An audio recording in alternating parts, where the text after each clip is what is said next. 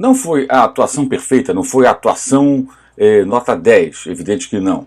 Mas foi a atuação de maior, digamos assim, custo-benefício que o Flamengo conseguiu em meio a tantos jogos desfalcados no Campeonato Brasileiro. Houve boas partidas durante a Copa América, por exemplo, contra o próprio Fortaleza, também desfalcado no primeiro turno, ainda com outro técnico e tudo mais. Mas dessa vez, jogando no Ceará contra o Fortaleza, os 3-0 que o Flamengo impôs, da maneira como construiu, foram significativos nesse contexto em que o time tem que pontuar e superar não só as suas próprias naturais deficiências, como todo o time tem, mas também aquelas impostas pelo calendário.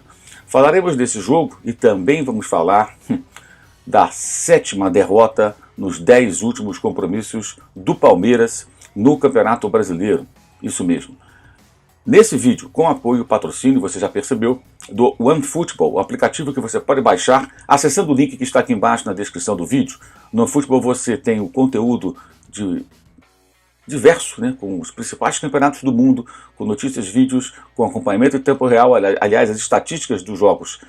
Fortaleza 0, Flamengo 3, Palmeiras 2, Red Bull Bragantino 4, você verá passando aqui ao meu lado daqui a pouco. E você também tem o campeonato alemão, a Bundesliga, com jogos ao vivo, com imagem, claro, de graça, que você pode assistir pelo aplicativo com a narração do Dudu Monsanto, com os comentários do Gerd Wenzel. Repito, tudo de graça, você não paga nada para ver o campeonato alemão, para ver Lewandowski em ação, para ver Haaland em ação e todos aqueles grandes jogadores que atuam na Bundesliga. No OneFootball, faça o download no final desse vídeo, link aqui na descrição. Falamos de Palmeiras 2, Bragantino 4, Red Bull Bragantino 4. Bem, esse jogo, com 36 minutos do primeiro tempo, estava 3-0 para a equipe do Bragantino. O primeiro gol acontece numa jogada rápida, um lançamento longo, com o Ítalo abrindo o placar, bem ao estilo que gosta o Abel Ferreira. Então você percebe o Palmeiras com a dificuldade habitual para construir jogadas quando trabalha com a posse de bola, quando o adversário o coloca nessa situação, e o Bragantino cada vez mais tem sido um time que alterna jogos com mais posse de bola e outros com menos. Isso é pro bem e pro mal. Algumas partidas foram bem ruins, recentes. Perdeu, por exemplo, a Chapecoense, Lanterna. A única vitória da Chapecoense foi na casa do Red Bull Bragantino. Mas joga melhor fora de casa e consegue fazer alguns bons jogos. Fez 2 jogos interessantes nessa semana. Empate com o Flamengo, essa vitória em cima do Palmeiras. Aliás, venceu o Palmeiras nos 2 turnos. Havia derrotado também no primeiro turno jogando em casa. Ou seja, quando o Palmeiras, inclusive, depois alcançou a liderança. O Red Bull Bragantino vem, de fato, cada vez mais enfrentando os times grandes de São Paulo com certa autoridade. Deixou de ganhar o Corinthians outro dia, mas abriu 2-0, cedeu 2-2, agora se impõe diante do Palmeiras. Mas então, faz 1-0 dessa maneira. E a partir daí consegue construir, no primeiro tempo, uma vantagem muito grande. O Palmeiras esboça uma reação com um gol de Dudu no primeiro tempo e um gol de pênalti do Rafael Veiga no segundo, mas não tinha volume, não tinha futebol, não mostrava nada além de um esforço para chegar a um eventual 3-3. Mas aí o Arthur, que já tinha feito o terceiro gol, né, o Coelho fez o segundo, o Arthur vai lá e faz o quarto, marcando 3 dessa semana, 1 do Flamengo e 2 do Palmeiras. Uma semana muito boa do ex-palmeirense, jogador que o Palmeiras vendeu e que acabou sendo seu algoz nesse jogo. O Palmeiras com dinheiro, com condição e tudo mais, optou por não ficar com o Arthur, investiu em outros jogadores.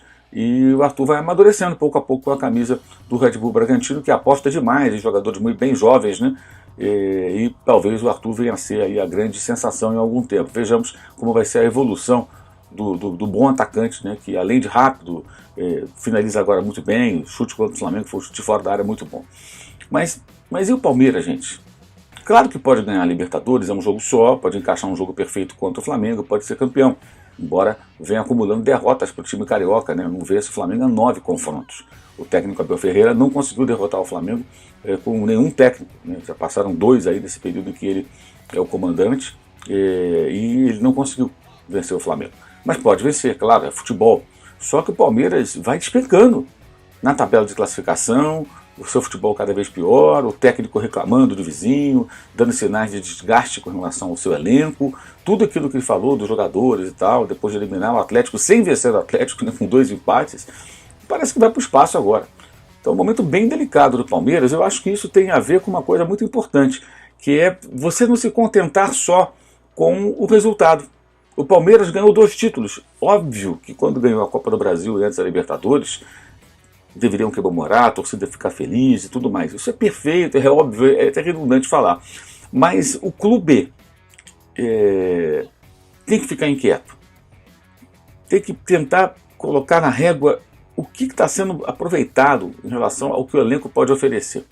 E o Palmeiras, ele se contenta ali com o resultado, sem discutir profundamente a qualidade do jogo, o repertório do técnico. E eu venho falando isso desde o ano passado, antes das 2 conquistas, que o Abel não demonstra repertório. Para quem não entende, repertório significa o quê? Ter repertório. Conseguir jogar de diferentes maneiras. O Palmeiras joga sempre de um jeito só. O jogo do Palmeiras basicamente funciona à base de quê? Time bem organizado defensivamente, defesa fechada, bolas rápidas, velocidade, e vamos que vamos. E deu certo várias vezes. Né? Deu certo contra o River Plate na temporada passada, deu certo agora contra o Atlético nesses 2 empates que significaram a classificação na Libertadores. Mas é pouco. O Palmeiras tem jogadores para mais. Né? É claro que quando o time vai mal, as pessoas começam a desvalorizar, não querem eventualmente identificar o problema apenas no técnico, começam a questionar a qualidade dos atletas. Mas é um elenco caro, que é um dos melhores do Brasil. Pode sim produzir mais. Muita gente elogiava agora, porque perdeu um lateral esquerdo negociado, Vinha contratou 2. Jorge Piquerez. Trouxe o Dudu de volta. Muita gente fala, não, o Palmeiras é mais forte, olha só. Mas o material humano não é muito bem explorado. É claro que alguns jogadores estão muito mal, é claro que alguns jogadores têm que ser criticados, é evidente, mas a proposta de jogo é muito pobre. Ela não potencializa aquilo que os atletas em tese podem oferecer. E o resultado é esse, o Palmeiras joga mal, o Palmeiras joga pouco, e o Palmeiras acumulando derrotas. Vai jogar todas as fichas, obviamente, na final da Libertadores. Se vencer, as pessoas vão esquecer isso tudo.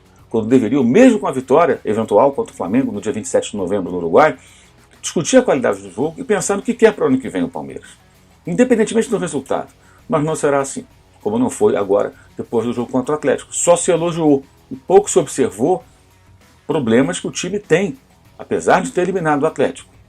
Enfim, momento importante para uma definição de rumos na cabeça das pessoas do Palmeiras, que terá uma nova presidente a partir do ano que vem. A Leila Pereira será, ao que tudo indica, eleita presidente do clube. Né?